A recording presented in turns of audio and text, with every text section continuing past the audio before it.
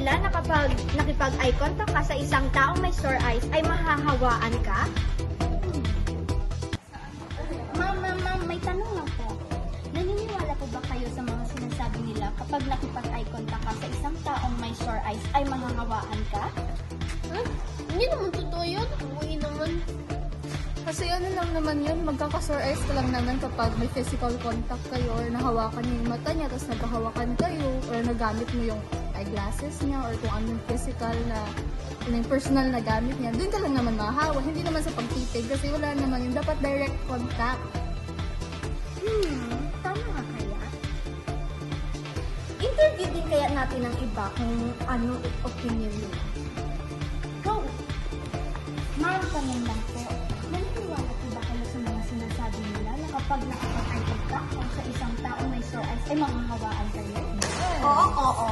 Correct ka dyan, tama. Naniniwala ko dyan. Kahapon nga eh, yung nakasalubong ako, feel ko nakangati na yung mata ko. So, naniniwala po kayo? Yes.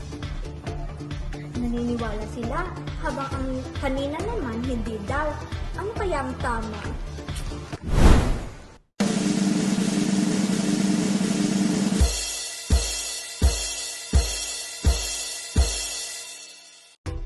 Maraming naniniwala na kapag makipagtitigan ka daw, mahahawa ka ng sore eyes? Hindi yun totoo kasi wala namang magical powers ang mikrobyo para tumalon sa mata ng isa papunta sa kabila.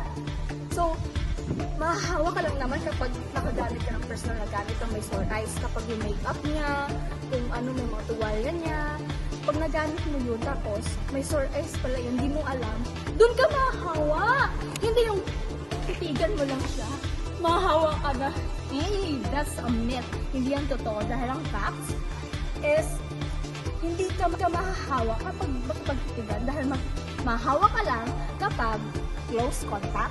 Pag palagi kayong magkasama, kaya yung madalas na nagkakahawaan ay yung mga magkakasama sa bahay o magkakaibigan na palagi magkasama. Kaya, laging tandaan, huwag mo i-discriminate yung friend mo na may sore eyes kasi hindi ka naman mahahawa yan wag lang kayo, basta i-limit nyo lang yung interaction para hindi kayo mahawa ng sore eyes. At makinig kay Doc, sundin ang mga payo ng mga health professionals kung paano may iwasan ang sore eyes. At lalo na mainit ngayon, madalas maraming nagkaka-sore eyes ngayong summer. Kaya, yun lang, bye! Mga katusok, yun ang dapat niyong tandaan, ha? Huwag niyo nang isipin na kapag nakikipag-eye contact ka sa isang taong may sore eyes, mahawaan ka agad. Hindi, mali yun. Yung sinabi kanina ng aking matalik na kaibigan, yun ang dapat niyong tandaan. At saka, alagaan niyo naman yung mata niyo. Okay na yan.